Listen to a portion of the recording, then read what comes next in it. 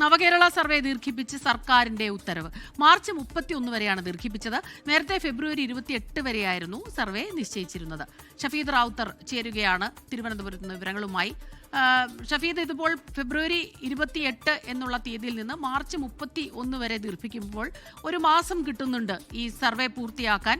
എന്താണ് ഇതിന്റെ ഒരു സാഹചര്യം? പറയും. സുപ്രീം കോടതിയിൽ നിന്ന് സർക്കാരിനുണ്ടായിട്ടുള്ള ആശ്വാസത്തിന്റെ പശ്ചാത്തലത്തിലാണ് ഇപ്പോൾ നവകേരള സർവേ അത് നീട്ടിക്കൊണ്ട് അല്ലെങ്കിൽ അത് ദീർഘിപ്പിച്ചുകൊണ്ട് ഉത്തരവ് ഇറക്കിയിരിക്കുന്നതാണ് ഏറ്റവും പ്രധാനപ്പെട്ട കാര്യം. നേരത്തെ സംസ്ഥാന സർക്കാർ ഇത് നിശ്ചയിച്ചിരുന്നത് ജനുവരി 1 മുതൽ ഫെബ്രുവരി 28 വരെയായിരുന്നു. അതിനിടയിൽ നവകേരള സർവേയുമായി ബന്ധപ്പെട്ട വിവാദങ്ങൾ അത് കോടതി കയറുന്നടക്കം നമ്മൾ കണ്ടു.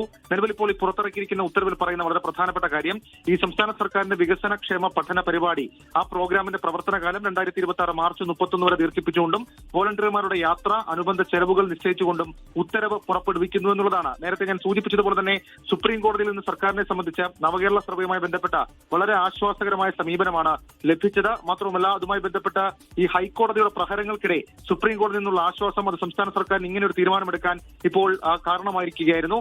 ഹൈക്കോടതി വിധിക്കെതിരായ സർക്കാരിന്റെ അപ്പീൽ പരിഗണിച്ചാണ് നവകേരള സർവേ റദ്ദാക്കിയ വിധി സുപ്രീം കോടതി സ്റ്റേ ചെയ്തത്. സർവേ നടത്താനുള്ള പദ്ധതിയിൽ എന്താണ് തെറ്റെന്ന് തുടക്കത്തിൽ തന്നെ ചീഫ് ജസ്റ്റിസ് സൂര്യകാന്ത് ചോദിച്ചിരുന്നു. കൂടാതെ കോടിക്കണക്കിന് രൂപ ചെലവഴിച്ചുള്ള ക്ഷേമ പദ്ധതികളെക്കുറിച്ച് ജനങ്ങളുടെ അഭിപ്രായമാണ് സർക്കാർ തേടുന്നതെന്നും നയം രൂപീകരിക്കുന്നതിന് പഠനം നടത്തുന്നതിൽ എന്താണ് തെറ്റെന്നും ചീഫ് ജസ്റ്റിസ് ചോദിച്ചു. ഇതാണ് സംസ്ഥാന സർക്കാരിന്റെ ആത്മവിശ്വാസം. നിയമസഭാ തെരഞ്ഞെടുപ്പ് അടുത്തിരിക്കെ സംസ്ഥാന സർക്കാർ നടത്തുന്ന നവകേരള സർവേക്കെതിരെ വലിയ വിമർശനം അത് ഈ പറയുന്ന കോടതിക്ക് പുറത്ത് അല്ലെങ്കിൽ കോടതിയിലല്ലാതെ മറ്റിടങ്ങളിലും പ്രതിപക്ഷത്തിന്റെ ഭാഗമായിട്ടുണ്ടായിരുന്നു.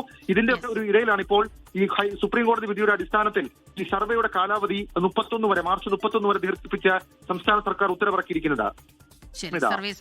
ലോകത്തെവിടെയായാലും ഏത് സമയത്തും 24 വാർത്തകളും ഓഗ്മെന്റഡ് റിയാലിറ്റി പാക്കേജുകളും എക്സ്പ്ലെയിനറുകളും വിശദമായി കാണാൻ ഞങ്ങളുടെ യൂട്യൂബ് ചാനൽ നിങ്ങൾക്ക് സബ്സ്ക്രൈബ് ചെയ്യാം.